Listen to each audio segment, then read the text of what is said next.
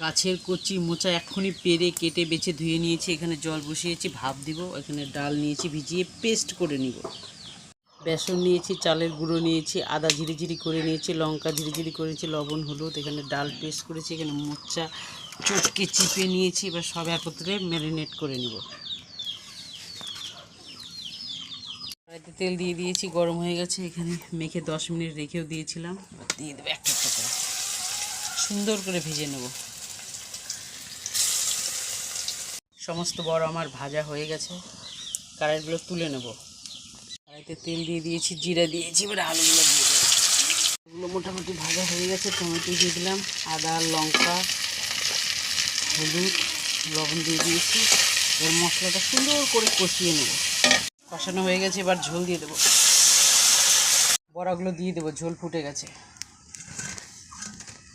এখানে ভাজা জিরা আর গরম মশলার গুঁড়া দিয়ে নামিয়ে নেব। হয়ে গেছে আমার। গরম গরম নিয়েও এসেছি, আর যেখানে আমার সুপুত্র খেতেও বসেছে।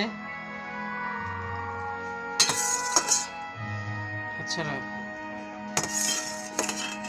যেখানে আর একজন বসেছে। গরম কিন্তু বাবা প্রচন্ড।